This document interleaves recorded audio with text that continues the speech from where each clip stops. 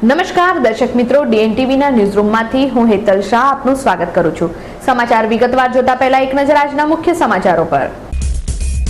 કંકુ માછી જમીન વિવાદ પ્રકરણમાં કિશનવાડી વિસ્તારમાં જમીન માપણી દરમિયાન કંકુ માછીની ગાડી પર પથ્થરમારો થતા ભારે તંગદિલી।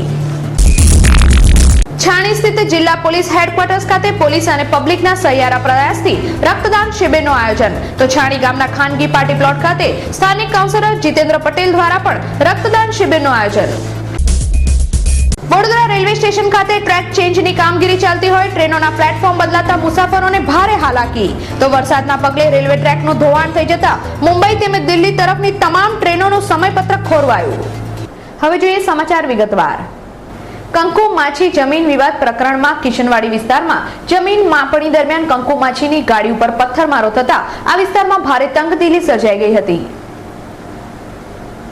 કંકુ માછી જમીન વિવાદ પ્રકરણ મુદ્દે કિશનવાડી વિસ્તારમાં કોર્ટમાંથી આવેલા અધિકારીઓ દ્વારા જમીન માપણી કરવામાં આવી હતી। જમીન માપણીની કામગીરી દરમિયાન કંકુ માછીની ગાડી પર અજાણ્યા ઈસમો દ્વારા પથ્થરમારો કરવામાં આવ્યો હતો, જેના પગલે આ વિસ્તારમાં ભારે તંગદિલી સર્જાઈ હતી અને કુતૂહલવશ લોકટોળા એકત્રિત થઈ ગયા હતા। અત્રે ઉલ્લેખનીય છે કે અગાઉ પણ મર્ડરના ગુનામાં કંકુ માછીની ધરપકડ પણ કરવામાં આવી હતી। છાણી સ્થિત જિલ્લા પોલીસ હેડક્વાર્ટર્સ ખાતે પોલીસ તેમજ પબ્લિકના સહિયારા પ્રયાસથી એક રક્તદાન શિબિરનું આયોજન કરવામાં આવ્યું હતું। પોલીસ અને પબ્લિક વચ્ચે સેતુ સંધાય તે ઉદ્દેશ્યથી ફ્રેન્ડ્સ ઓફ પોલીસ કર્મી તેમજ પબ્લિકના સહિયારા પ્રયાસથી છાણી સ્થિત જિલ્લા પોલીસ હેડક્વાર્ટર્સ ખાતે રક્તદાન શિબિરનું આયોજન કરવામાં આવ્યું હતું। આ શિબિર થકી 101 બોટલ રક્ત એકઠું કરવાનો લક્ષ્યાંક રાખવામાં આવ્યો છે। આ શિબિરમાં સ્થાનિકો સહિત પોલીસ કર્મીઓએ પણ મોટી સંખ્યામાં રક્તદાન કર્યું હતું। છાણી ગામના ખાનગી પાર્ટી પ્લોટ ખાતે સ્થાનિક કાઉન્સિલર જીતેન્દ્ર પટેલ દ્વારા એક રક્તદાન શિબિરનું આયોજન કરવામાં આવ્યું હતું। છાણી ગામ સ્થિત ખાનગી પાર્ટી પ્લોટ ખાતે સ્થાનિક કાઉન્સિલર જીતેન્દ્ર પટેલ દ્વારા આજે એક રક્તદાન શિબિરનું આયોજન કરવામાં આવ્યું હતું। આ પ્રસંગે ધારાસભ્ય રાજેન્દ્ર ત્રિવેદી સહિત કાર્યકર્તાઓ મોટી સંખ્યામાં ઉપસ્થિત રહ્યા હતા। ધારાસભ્ય રાજેન્દ્ર ત્રિવેદીએ પણ રક્તદાન કરી રક્તદાન કરનાર લોકોને અભિનંદન પાઠવ્યા હતા। આ પ્રસંગે છાણી ગામના રહીશોએ મોટી સંખ્યામાં શિબિરમાં ભાગ લઈ રક્તદાન કર્યું હતું। વડોદરા રેલવે સ્ટેશન ખાતે ટ્રેક ચેન્જ કરવામાં આવતા ટ્રેનોના પ્લેટફોર્મ બદલાઈ જતા મુસાફરોને ભારે હાલાકી વેઠવવી પડી હતી। વડોદરા રેલવે સ્ટેશન ખાતે ટ્રેક પર બ્લોક લગાવવાની કામગીરી ચાલુ હોય ટ્રેક ચેન્જ કરવામાં આવ્યા હતા, જેના પગલે ટ્રેનોના આગમન અને ડિપાર્ચર માટે પ્લેટફોર્મ બદલી નાખવામાં આવતા મુસાફરોને ભારે હાલાકી વેઠવવી પડી હતી। સામાન સહિત મુસાફરોને એકથી બીજા પ્લેટફોર્મ પર રઝળપટ્ટી કરવી પડી હતી। ટ્રેનોના રૂટ એક જ ટ્રેક પર કરી નાખવામાં આવતા ટ્રેનોનું સમયપત્રક પણ ખોરવાયું હતું। ઉપરાંત મહારાષ્ટ્ર તેમજ દિલ્હીમાં ભારે વરસાદના પગલે રેલવે ટ્રેકનું ધોવાણ થઈ જતા મુંબઈ તેમજ દિલ્હી તરફની તમામ ટ્રેનો મોડી પડી હતી। ડભોઈ તાલુકાના ચનવાડા ગામે કોતરમાંથી મગરે દેખા દેતા લોકોમાં ભયનું વાતાવરણ ફેલાયું હતું। ડભોઈ તાલુકાના ચનવાડા ગામે આજે કોતરમાંથી મગર દેખાયો હતો, જેના પગલે ડભોઈ તાલુકાના ચનવાડા ગામ પાસે આજે કોતરમાંથી મગરે દેખા દેતા લોકોમાં ભયનું વાતાવરણ સર્જાયું હતું। મગરને સૌપ્રથમ ગામના યુવાન વનિત રાઠોડે જોયો હતો। વનિતની નજર મગર પર પડતા તેને વન વિભાગને જાણ કરી હતી।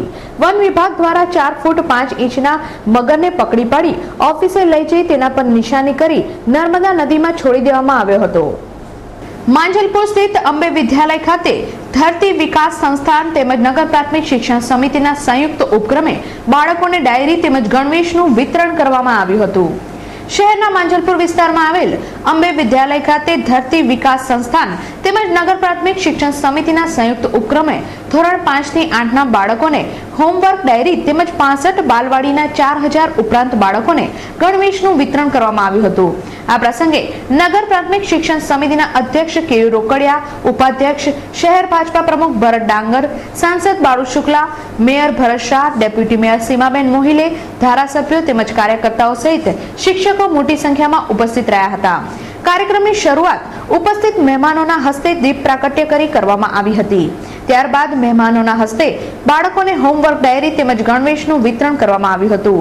આ પ્રસંગે નાના ભૂલકાઓએ સુંદર સાંસ્કૃતિક કાર્યક્રમો પ્રસ્તુત કરી સૌને મંત્રમુગ્ધ કરી દીધા હતા।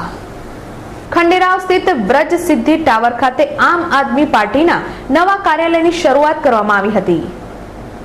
શહેરના ખંડેરાવ માર્કેટ સ્થિત વ્રજ સિદ્ધિ ટાવર ખાતે આજરોજ આમ આદમી પાર્ટીના નવા કાર્યાલયનું ઉદ્ઘાટન કરવામાં આવ્યું હતું.